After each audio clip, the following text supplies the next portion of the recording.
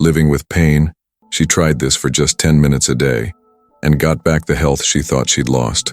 For years, Hattie struggled with back pain that kept her from walking more than 30 minutes without needing to sit down. At 74, she felt like a shadow of who she used to be: active, upbeat, independent. One day, by chance, she overheard a simple piece of advice in a grocery store conversation. Skeptical, but out of options, she decided to give it a try. And before long, something amazing happened. The woman who could barely climb 2 steps was dancing again in her backyard. And it all started with just 10 minutes a day. Hattie Mae Sullivan had always carried herself with grace.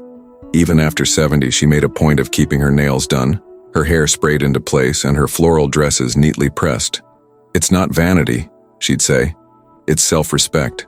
She lived alone in a modest house in Springfield, the same house where she had raised her children and laid her husband Elbert to rest more than 20 years earlier. Since then, she had learned how to be her own best company. But the truth was, lately, Hattie had been shrinking, not in size, though she was a bit more hunched over, but in presence. It was like she was folding in on herself, as if life had gotten too heavy to carry with ease. The pain started gradually. A twinge here, a little pinch there. Nothing she didn't chalk up to age. "Old folks stuff," she'd joke, trying to laugh it off. But it wasn't funny. The discomfort got real when she stopped walking to the store. Then she quit going to church, afraid she wouldn't be able to sit through the service. Eventually, she gave up visiting Miss Loretta, her Saturday morning neighbor across the street. "Hattie, you're walking like you dropped a quarter," Loretta teased one morning. She just smiled politely. The truth was, looking at the ground was the most she could manage without that awful stab deep in her lower back. And it wasn't just pain. It was fear, too. Fear of falling. Fear of not being able to get back up. Fear of needing someone else. Hattie wasn't one to complain.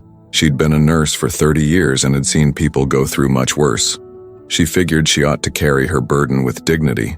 But deep down, what hurt more than the pain itself was what she was losing. Her freedom. The freedom to go where she pleased, to do things on her own, to reach the top shelf without effort, to tie her shoes without taking a deep breath. One morning, while reaching for a heavy pot in the lower cabinet, she felt a sharp crack in her lower back that made her cry out. She collapsed to her knees on the kitchen floor, and there she stayed for a few minutes, cold sweat running down her temples. She was alone as usual, and for the first time she cried. Not because of the pain, she could handle that, but out of frustration, helplessness, fear of what was coming next. That night, she called her oldest son. She didn't mention the fall, just said she was thinking of selling the house and moving into an apartment closer to him. He was thrilled. She hung up and sat in silence. That house held everything that was left of Elbert, her kids, the life they built together. Letting it go felt like letting go of herself. That same week, something started to change. Something so small, so ordinary, Hattie almost didn't notice it.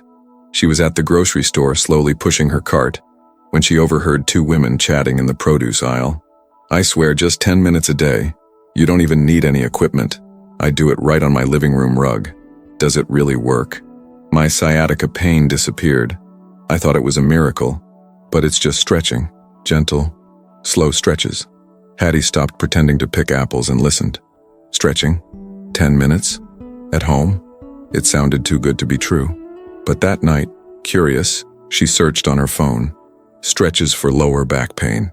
She found a video of a smiling older woman guiding viewers step by step. She saved the link but didn't try it that day. She was tired of getting her hopes up. But the next day, something inside her nudged her. 10 minutes. What could it hurt? It was the first step, and maybe the hardest one. The video was still there, saved on her phone, waiting. But Hattie wasn't ready. Days went by as she hesitated, each time looking at that icon and being reminded of everything she had already tried that hadn't worked. Orthopedic pillows, miracle teas, massages that drained her wallet. Nothing ever seemed to help. So why would this? The truth was, more than the pain itself, what hurt the most was the loss of movement. Hattie's world had started shrinking. First, it was the garden, which she no longer tended like she used to. The rose bushes began to dry up, their yellowing leaves a reflection of how she felt inside. Then, she stopped walking to the bakery on the corner. The grocery bags, once light, now felt like lead.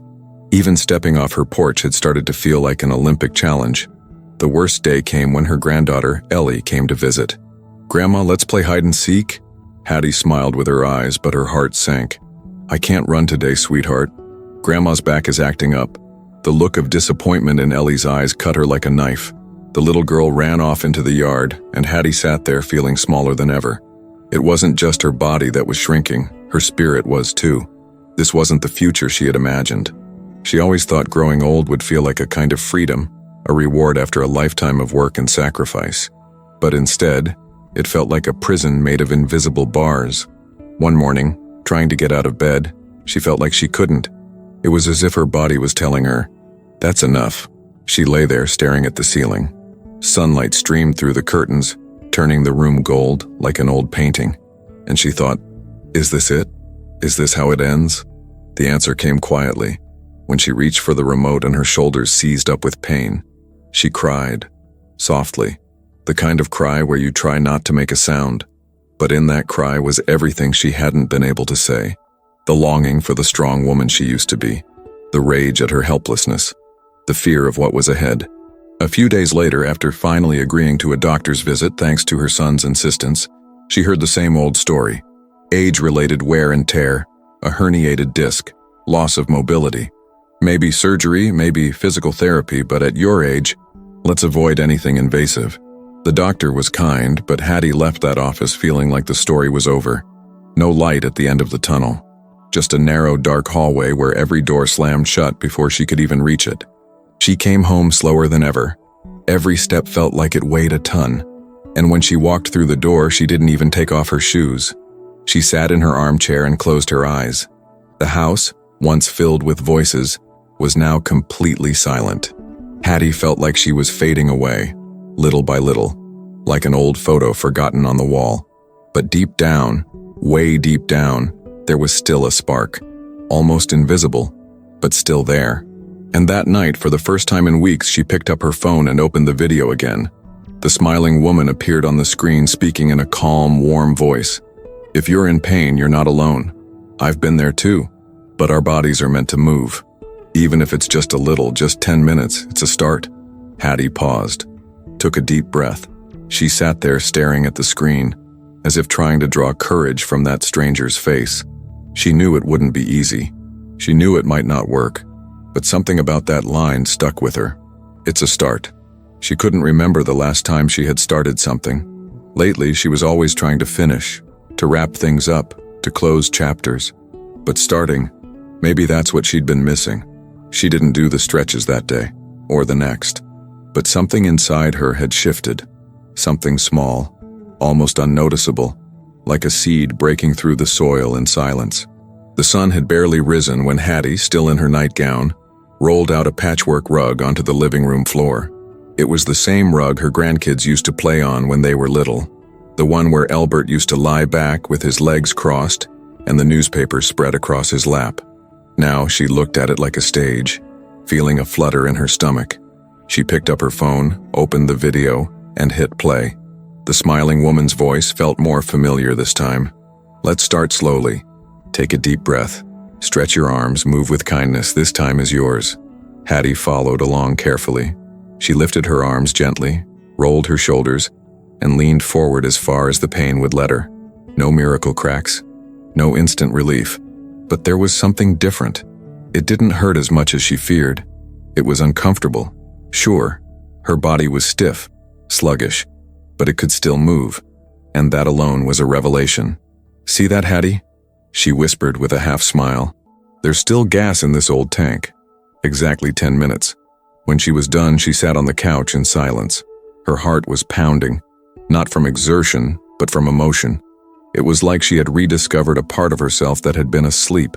There were no claps, no background music, just the sound of her breath and a brand new feeling. Pride. The next day, she did it again, a little more confidently. When her arms lifted overhead, the movement flowed more naturally. Each morning brought a new step, and with every step, a new win. Small, quiet, but real. By the third week, she realized she could put on her shoes without sitting down. It seemed like nothing, but she celebrated alone in the living room, kicking her feet like she'd won a marathon. A few days later, she went down the porch steps without holding onto the wall. Then she walked to the corner. Then she started tending to her roses again. And that's when something unexpected happened. Miss Loretta, who had been watching everything from her window, knocked on the door with a curious look on her face. "Hattie, are you taking something new?" She laughed, that kind of deep, genuine laugh that comes from the gut. "I'm doing stretches." Loretta squinted. "Stretches like exercise?" "Like a rescue mission, my friend." And she told her everything. The videos, the 10 minutes, the change it had brought. Loretta listened quietly, then let out a low whistle. "Girl, send me that video. Maybe there's a little miracle left for me too." Hattie shared the link with pride. That small act felt like a big victory. For the first time in a long while, she felt like she could help someone, not with advice or old remedies, but by being a living, breathing example of resilience. That night, sitting on her porch watching the sky turn shades of orange, she felt something she hadn't felt in ages. Lightness. The pain was still there, sure, but it felt smaller, further away, like an unwelcome guest who was slowly losing their place in the house.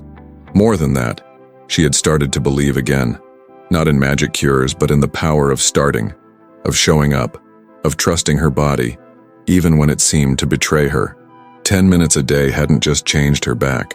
They changed how she saw life. And the most beautiful part? Other changes started happening, almost without her noticing. She began eating better, sleeping more soundly, chatting more with her neighbors. Her days felt brighter. Even her floral dresses made their way out of the closet again. One day, Ellie came over to play. Hattie welcomed her with open arms, and before the little girl could say a word, Hattie beat her to it. "How about a game of tag in the backyard?" Ellie's eyes went wide. "Grandma, you can run now?" "I don't know if I can run, but I walk faster than I used to." And the two of them ran off laughing into the backyard, under the glow of the late afternoon sun. All because of a video, a rug on the floor, and 10 minutes of courage a day. 3 months after that first, hesitant stretch on her living room rug, Hattie walked differently. And it wasn't just in her body. Her steps were more grounded, her eyes more vibrant, her laughter more effortless. Something inside her had bloomed, and it showed, even to strangers passing by on the sidewalk. The back pain that once dictated her every move now felt like an occasional visitor. It still showed up now and then, but it no longer ruled her. Freedom had returned slowly, like someone knocking politely at the door, waiting to be let in. And Hattie, at last, opened it. Her routine had taken on a new glow. Each morning, before breakfast, she'd roll out the rug and begin her 10 minutes of reconnecting with her body. She didn't even need the video anymore. She knew the movements by heart. Even better, she had started to improvise, tuning into what her body needed. It felt like catching up with an old friend she had ignored for far too long. One day, while passing by the pharmacy, she realized it had been weeks since she'd bought painkillers. That's when it hit her. She couldn't even remember the last time she needed them. She chuckled to herself in the medicine aisle as if she'd just uncovered a long-lost secret. And the most beautiful part? The domino effect of that simple practice began to spread. With her body feeling lighter, her energy came rushing back. Hattie started strolling through the neighborhood, reconnecting with old faces and chatting with new ones. She went back to church on Sundays, wearing her light blue dress and her pearl necklace. When the pastor saw her, he welcomed her with a warm hug. "We missed your voice in the choir, Sister Hattie." Her eyes lit up as she replied, "And I missed hearing myself sing." That same week, Loretta showed up at her door with a box of tea and her hair pinned up in a messy bun. "Guess what? I've been doing the stretches for a month now, still can't touch my toes, but I tied my shoes without sitting down." They laughed like schoolgirls. It felt like a quiet movement was forming, a sisterhood of women refusing to accept that aging meant slowing down to a stop. They were discovering that moving their bodies was, above all, an act of self-love. Her granddaughter Ellie started visiting more often. Hattie could now sit on the ground to play with her. They'd make up dance routines in the backyard, draw with chalk on the sidewalk, and blow bubbles until the sky turned pink. One afternoon, Ellie looked at her and said, "Grandma, you're different." "Different how?" Hattie asked. "More alive." Hattie's eyes welled up, because that's exactly how she felt. Alive, in a way she hadn't felt in a long time. Whole, present, connected to herself and everyone around her. She even started teaching the stretches she'd learned, first to Loretta, then to two ladies from church. Before long, her living room became the setting for weekly meetups, colorful rugs, hibiscus tea, and fits of laughter with every tricky stretch. "This one's for reaching the cookie jar without climbing on a chair," she'd joke. The joy was infectious. Their stories blended with their movements. Hattie became a role model, not because she was an expert, but because she was proof, a living reminder that it's never too late to begin again, that even a 74-year-old woman, living with pain, can choose to start over. And what a beautiful new beginning it was. The house that was once quiet now echoed with voices. The garden that had been neglected was blooming again, and the mornings that used to feel gray were now full of color and purpose. 10 minutes had become a gateway, a simple habit that opened the door to a life that was more active, more joyful, more meaningful. Hattie knew the pain might return, but now she also knew she had a choice. She could treat her body with care. She could respect its limits without giving in to stillness. And above all, she knew she wasn't alone. One clear morning, Hattie scribbled a note and stuck it to the fridge. 10 minutes a day, for me, for my life. It was her prayer, her promise, her quiet revolution. That spring morning, Hattie woke up before her alarm. Sunlight streamed through the sheer curtain, and the birds outside sounded like they were singing just for her. She stretched her arms wide, slowly, pain-free. That's how things were now. Her body responded with kindness, like an old friend reunited after years apart. She got out of bed with ease, stepped onto the floor, and, as part of her daily ritual, unrolled her colorful rug in the middle of the living room. She adjusted her stance, rolled her shoulders, and began her sequence of stretches. It wasn't just exercise anymore, it was a moment of connection, a moment of gratitude. As she breathed deeply, she thought about the woman she'd been 6 months ago, bent over, limited, sad, and she thought about the woman she was now, her back straighter, her smile wider, her heart full of life.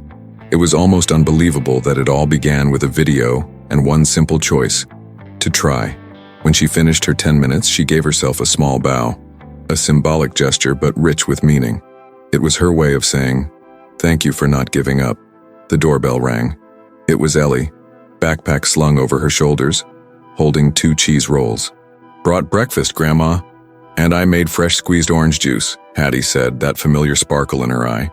They sat together on the porch, feet swinging in the air, laughing at silly things and chatting about their plans for the day. Later that afternoon, Hattie would give her first official stretching class in the church community room. Nothing fancy, just the rug, some soft music, and her story, because that's what they asked for, to hear how it all began. When the time came, the room was full. Some of the women there hadn't left their houses in weeks. They were curious. Hattie was a bit nervous at first, but all it took was one look at Loretta in the front row, smiling with quiet encouragement, to remind her that she didn't have to impress anyone. She just had to be herself. "I'm not an expert in anything," she began, her voice steady. "But I know pain. I know what it feels like to lose your independence, to feel like a burden, to believe you're at the end of the road. I know because I've lived it. And I'm here today because one day I gave myself 10 minutes. That's it. 10 minutes for me." She paused. The room was completely still. It wasn't magic. It wasn't a miracle. It was consistency. It was care. It was kindness toward my own body. And you know what I discovered? Growing older doesn't mean stopping. It means learning to move differently, with more awareness, with more love. The applause was heartfelt. A few people wiped tears from their eyes. And right there, in that simple church room, something powerful happened. Hattie planted seeds of change, of hope, of action. Over the next few months, she kept spreading those seeds. She started a neighborhood stretching group, filmed short videos with easy tips, and was even interviewed by a local newspaper. But what touched her most were the handwritten notes left in her mailbox, some with shaky handwriting. "Hattie, I did the 10 minutes today. Got out of bed without pain. Thank you. I'm walking in the park with my grandson again. You inspired me. I thought it was too late. You showed me it's not." Deep down, Hattie knew she hadn't done anything extraordinary. She had simply listened to herself and kept going, one day at a time. Her once quiet home was now a place of connection, of sharing, of life. The grandkids visited more, neighbors stopped by for advice, and the flowers in the garden had never looked more vibrant. And Hattie was alive. At 74, yes, she had pain, but she also had plans. She had momentum. She had purpose. During an interview for the local radio station, someone asked her, "If you could give just one piece of advice to the listeners, what would it be?" She thought for a moment, then replied with the calm of someone who's been there. Start small. Start with what you've got. Start with 10 minutes. But start. Your body will feel it. Your heart will thank you. And your life will begin again. She smiled. And in that moment, dozens of listeners, scattered across their homes, felt a little less alone. Because if Hattie could do it, why couldn't they? If you're feeling pain, stiffness, or struggling to move, try stretching for just 10 minutes a day. You don't need equipment or experience, just the willingness to begin. It's simple, it's doable, and it might just change your life. Start today. The first step is the most important one.